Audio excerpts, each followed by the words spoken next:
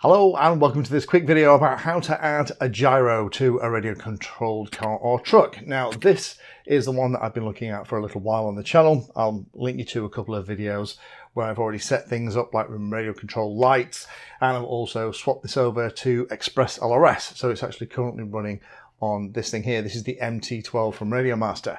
However, there's a couple of extra things that I want to do.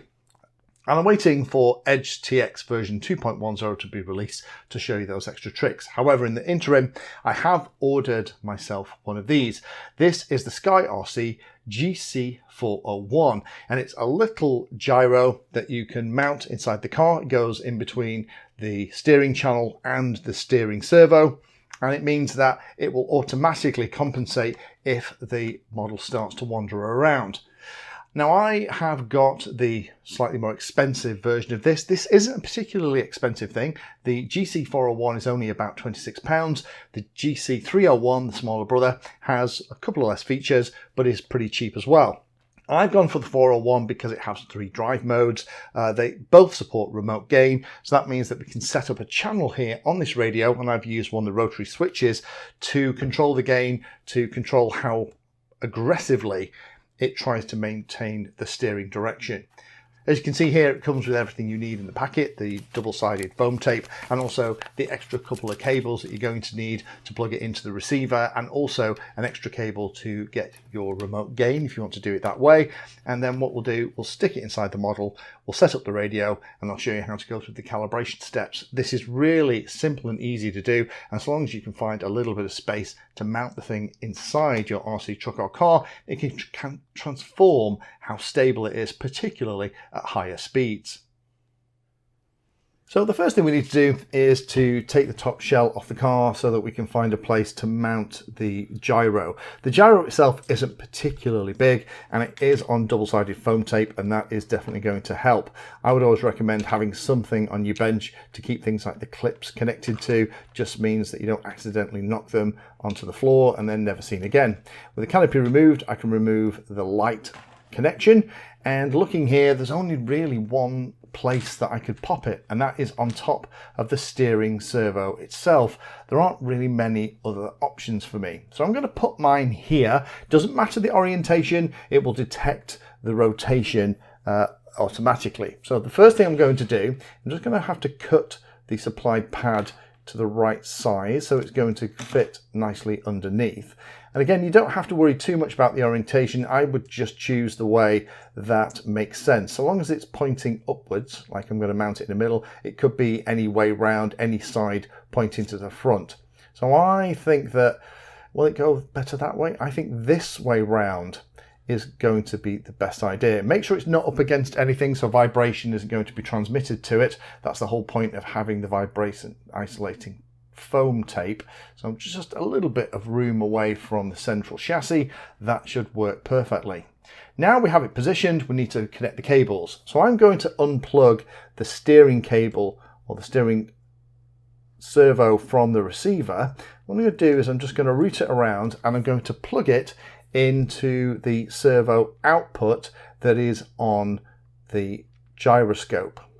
Just make sure that you're observing polarity. So the negative side of the cable is going to be the one that's away from the notches. That's the first bit of wiring done. Next piece then is I need to connect the input on the gyro to the steering control on the receiver. So now essentially the gyro is in between the receiver and the steering servo. The last connection I need to make is one that we're going to set up on the radio in a moment, and this is going to control the gain remotely and allow us to change how aggressive things are. Now I'm just going to move things around here because I want to use channel 4 for the gain, so I'm just going to move this connector down so that can just fit into there. That's going to give me enough room to plug the gain connection into channel 4 on the receiver, and then on the radio we'll have to set up channel 4 so that it can remotely control the gain. But that is all of the cabling done. So let's set up the radio. So on the radio, there isn't a lot for us to do here apart from set up a gain channel, because this particular gyro has remote control gain, which is great. It means that you can set it to what you need it to be. Now I'm going to use one of these little rotary controls just by the side of the steering wheel. This is S2. That means that I can dial up or down the gain when I'm driving to suit how it all performs. Now what I've done to set this up, I've just gone into the model. Let's go into model, zoom across until we get into inputs. I've added an extra channel here.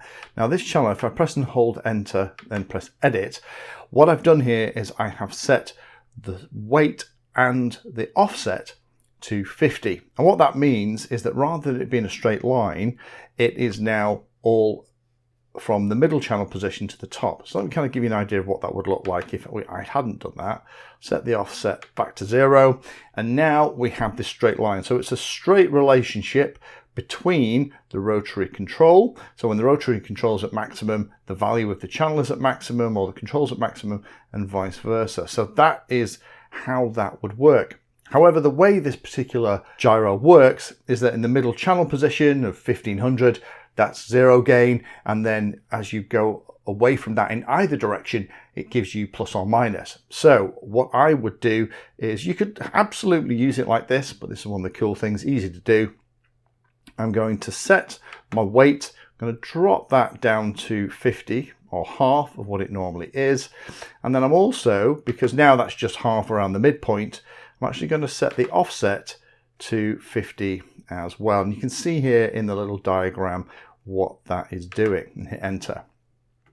That now means that the minimum position of the control is going to be minus 100 as far as the control is concerned, but it's actually going to output the middle channel position, or no gain, all the way up to maximum gain. So that means that I have a little bit finer control, and the middle detemp position is mid gain rather than none. Just makes more sense to me. So let's come out of that. Let's go into the mixes. So because the gyro gain is going to be plugged into channel 4, I have connected that input 4 that we've just set up to this particular control output on the receiver, and I have called it gyro, just so that in the future I can figure out what the heck is going on. That's all I've done. Now what that means, if we come all the way out of this, as you can see here that I've got it set by the default with this early version of SGX. Throttle is channel 1, steering is channel 2. We have the switches controlling things like my lights and arming. But see this one here? This is channel 4. So in the minimum position, it seems to disappear. That's actually the midpoint of the channel. Maximum position, it goes to 100%. That's all that control will do. At the 50% position, that's going to be mid gain, which is probably going to be fine for most bits of driving. So now we've got that set up, we know that channel 4 is going to control my gain, the steering is going to work.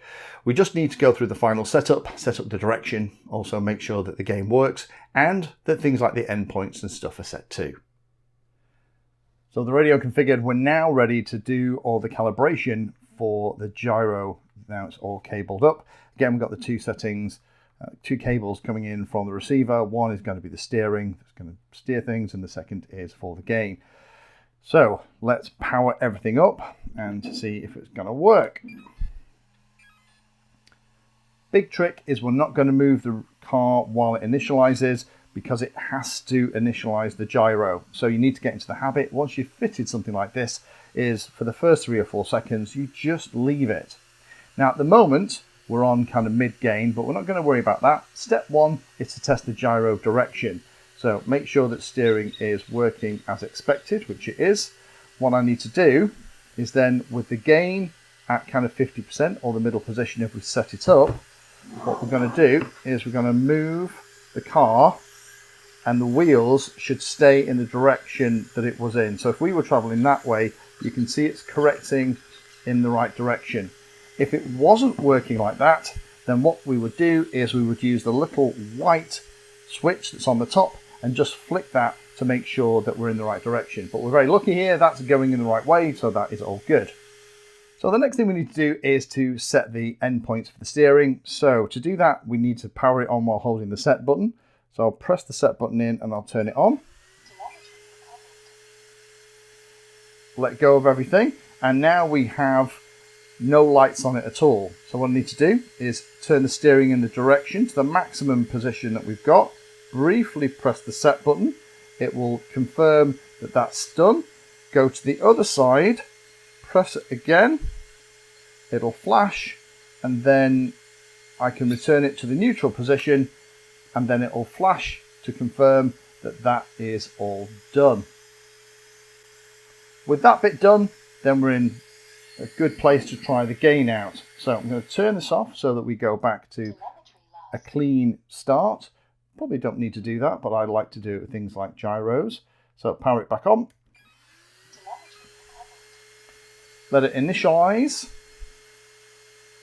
And once it's finished booting, what we'll do is we'll play with the gain. So I'm going to turn the gain down on the radio. Again, we're using channel 4. This is mid gain, so I'm going to turn the gain off so it's down at the minimum position. And now as I turn the model, you can see the front wheels don't do anything. If I go up on the radio to 50% or default gain, we can see the wheels are moving great. Let's move it up a little bit more to 100% gain, see if it will cope with that on the bench anyway. Oh, that's a little bit snappy.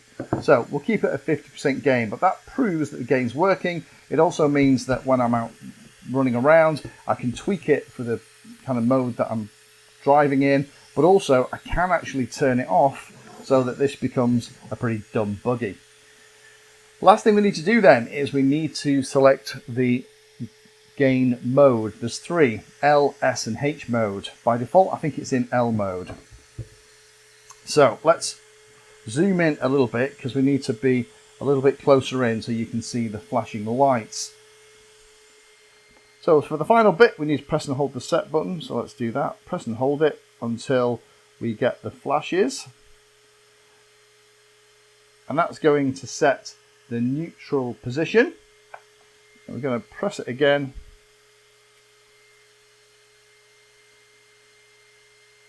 And now it's blinking twice. That's telling me that that is S mode, which is the default middle position. If I press it again, it's going to blink 3 times. That's telling me now it's in H mode, which is good for tracks with very long straights.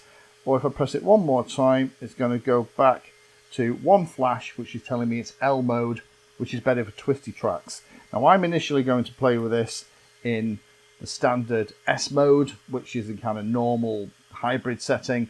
So while it's flashing 2, I'm going to press and hold the set button again to exit. And there we are, the red light's back on, we're back to normal operation. It's now set up. So hopefully that's been interesting for those of you that have been interested in this. That is the process. Now, most of the gyros that are available, there are lots more expensive ones than this little 401 that I'm using here. But in terms of the basics, they work pretty much the same. I like the fact we have different options for steering modes, and I can remotely control the gain using the radio, so that if it is oscillating a little bit or I want a little bit more aggressive correction for maintaining the direction steering, I can kind of just dial that in on the radio. So thanks for watching. Do stay tuned. There will be more radio controlled car stuff coming to the channel soon. Thank you for watching my video. Check out the playlist, and adding Painless 360 to your search terms will help you find my content. If you haven't done so already, please hit the like and subscribe button. It helps a lot. You can support the time I spend here answering questions and helping others by using the links in the video description.